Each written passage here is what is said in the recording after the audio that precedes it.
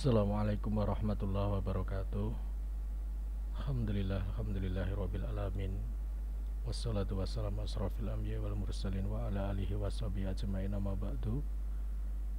Pertama-tama dan yang paling utama, marilah senantiasa kita memanjatkan puji syukur kita kehadirat Allah Subhanahu wa taala, yang mana Allah selalu memberikan berbagai macam kenikmatan kepada kita, yang sehingga ketika kita disuruh menghitungnya, niscaya kita tidak akan mampu menghitung nikmat-nikmat Allah yang berikan kepada kita.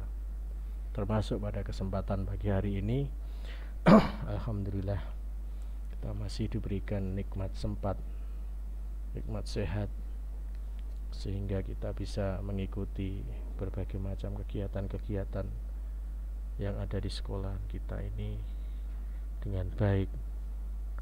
Meskipun ada beberapa santri yang tidak bisa mengikuti pembelajaran dikarenakan hal-hal yang lain, itu semua ya tetap juga harus wajib kita syukuri, karena kenikmatan yang Allah berikan kepada kita tentunya sangatlah banyak ya, sehingga kita sebagai seorang muslim berkewajiban untuk selalu tunduk patuh dan bersyukur kepada Allah Subhanahu wa taala.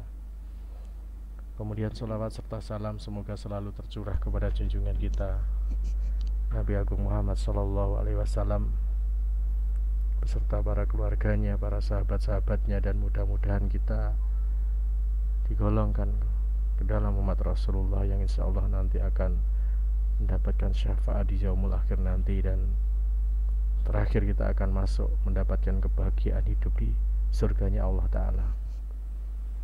Baik anak-anakku kelas 10 yang dirahmati Allah Subhanahu wa Ta'ala, pada pertemuan yang lalu kita sudah membicarakan tentang konsep-konsep dasar di dalam negosiasi. Di antaranya ada BATNA, Reservation Price, ZOPA. Ada 3 konsep dasar yang harus kalian pahami ketika di dalam bernegosiasi. Fungsinya apa? Dengan kita memahami tentang 3 konsep dasar tersebut, maka kita bisa melakukan hal-hal yang bisa mengantarkan kita kepada keberhasilan di dalam sebuah negosiasi. Di antaranya bisa menentukan besarnya konsesi yang ingin didapat atau dapat diberikan, menentukan perlu tidaknya melanjutkan negosiasi, atau melakukan langkah lain yang lebih menguntungkan. Itu adalah manfaat keuntungan ketika kita memahami 3 konsep dasar di dalam negosiasi tersebut. Kemudian pada kesempatan pagi hari ini Pak Eko akan menyampaikan seperti yang ada di dalam buku kalian. Silahkan kalian sambil membuka buku kalian halaman yang terkait dengan negosiasi. Coba kalian buka halaman 193. Ya, di situ disampaikan ada 5 strategi umum untuk memperoleh keuntungan maksimal dari perundingan-perundingan yang kita lakukan. Ada 5 strategi umum yang bisa kita gunakan sehingga kita nanti bisa berhasil atau mendapatkan keuntungan di dalam negosiasi. Apa 5 strategi umum tadi? Yang pertama adalah membuat agenda. Ya. Cara ini dilakukan dengan memberikan waktu atau kesempatan kepada mitra bicara untuk mempertimbangkan tawaran-tawaran yang diberikan. Membuat agenda, membuat jadwal. Ya, dari contoh yang ada disebutkan Hasan memberikan kesempatan berpikir beberapa waktu lamanya kepada Adam untuk memikirkan tawaran kerja kelompok. Nanti setelah jam istirahat atau tawaran itu akan ditanyakan lagi. Nah, seperti itu. Itu membuat agenda. Ya, memberikan waktu atau kesempatan kepada mitra bicara. Jadi kita tidak boleh egois ketika kita bernegosiasi, ketika kita melakukan perundingan ya, dengan seseorang, maka kita agar negosiasi atau perundingan yang akan kita lakukan itu bisa berhasil dengan baik, maka kita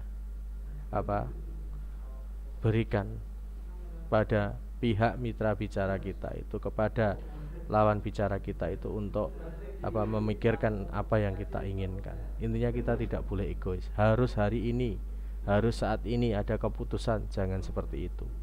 Harus ada waktu ya, agar si lawan bicara kita itu memikirkan tentang apa yang kita inginkan tersebut.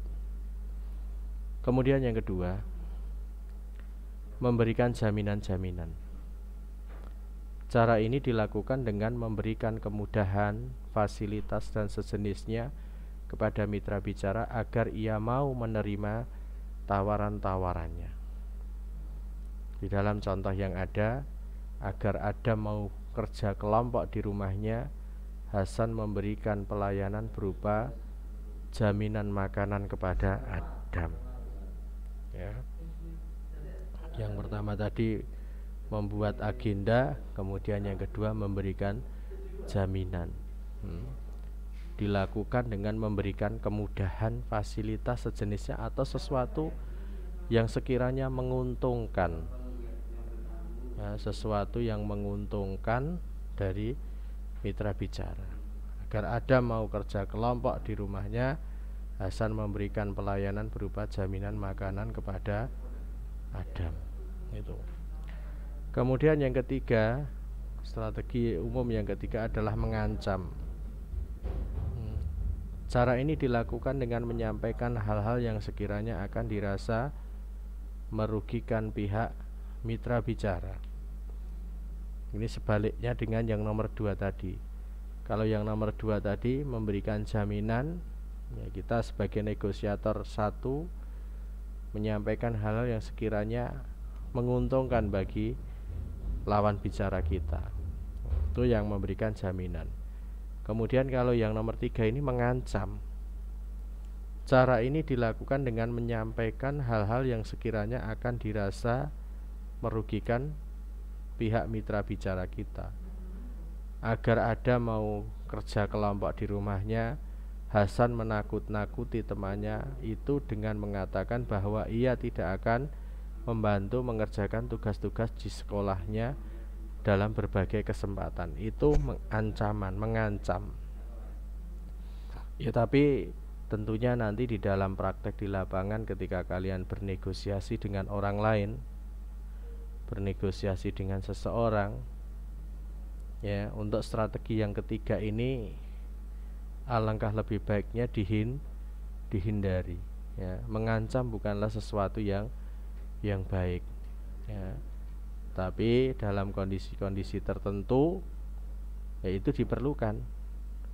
Misalnya saja negosiasi antara misalkan, ya, Tentara Nasional Indonesia TNI misalkan, ketika bernegosiasi dengan kelompok bersenjata atau pemberontak dengan melakukan agenda, membuat agenda tidak bisa, dengan memberikan jaminan tidak bisa, otomatis dengan salah satunya bisa dengan mengancam.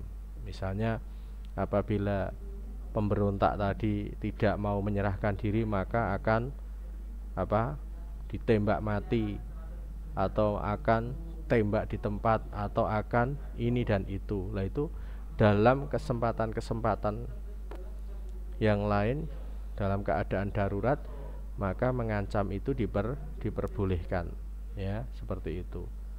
Itu mengancam. Strategi yang ketiga adalah mengancam. Yang keempat, memanipulasi. Ya, strategi yang keempat, strategi umum di dalam negosiasi yang keempat adalah memanipulasi.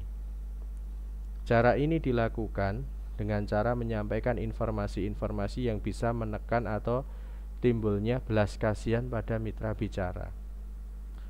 Agar Adam mau kerja kelompok di rumahnya, Hasan mengatakan bahwa di rumahnya itu tidak ada orang, sehingga ia sekaligus harus menjadi penunggu rumah, ya. Di dalam strategi memanipulasi ini, kita sebagai negosiator satu misalnya menyampaikan hal yang sekiranya itu menimbulkan rasa belas kasihan terhadap negosiator dua.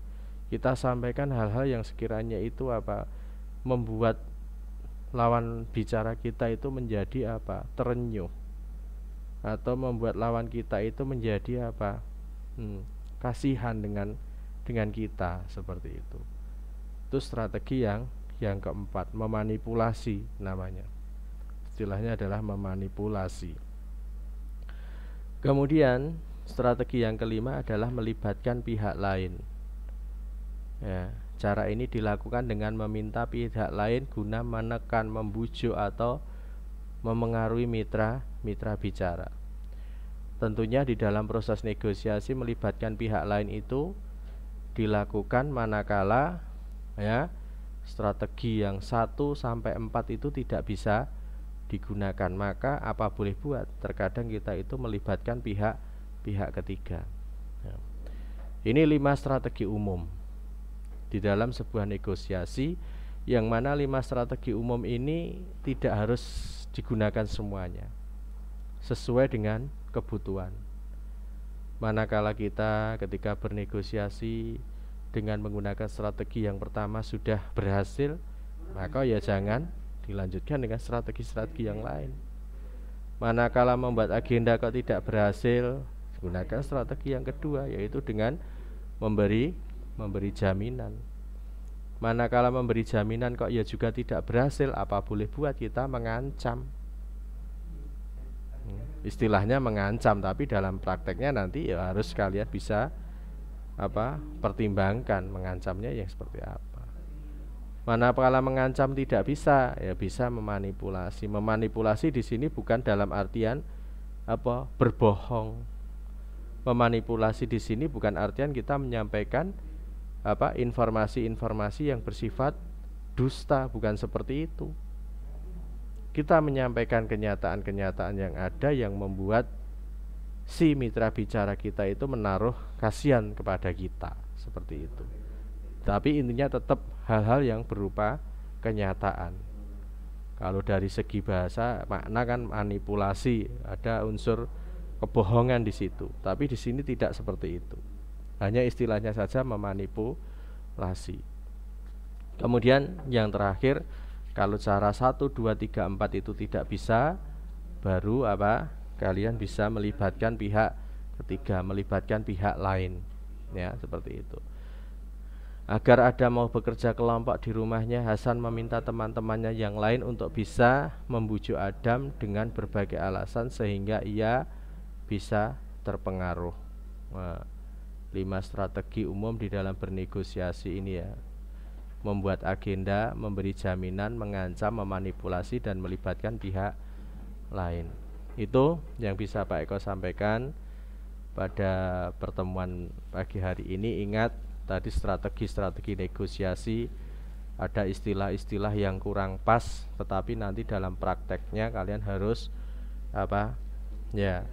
mempertimbangkan mana yang baik, mana yang buruk. Yang baik kalian lakukan, yang kurang baik kalian tinggalkan, ya. Contohnya mengancam tadi loh, mengancam sesuatu yang tidak baik, maka jangan digunakan. Gunakan memberi jaminan, memberikan keuntungan bagi pihak mitra. Seperti itu. Seperti itu.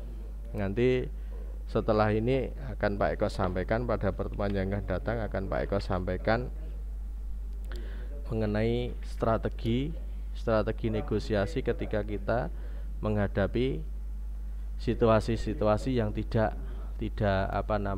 lazim, tidak normal, tidak wajar. Misalnya ketika menghadapi mitra yang tertutup itu bagaimana? Ketika kita menghadapi lawan bicara kita yang selalu pembicaraannya itu selalu menyimpang, bagaimana? Ada strateginya.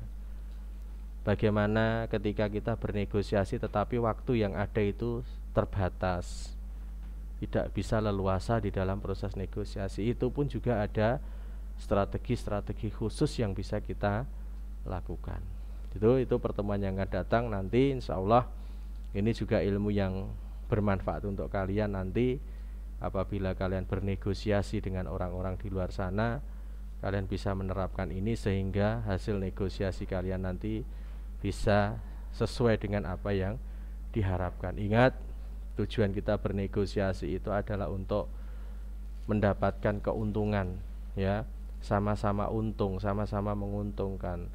Jangan meniatkan diri ketika kita bernegosiasi untuk menjatuhkan orang lain, untuk menghinakan orang lain. Itu harus kalian jauhi. Itu yang bisa Pak Eko sampaikan. Mudah-mudahan yang sedikit tadi bermanfaat untuk kalian. Sekian, assalamualaikum warahmatullahi wabarakatuh.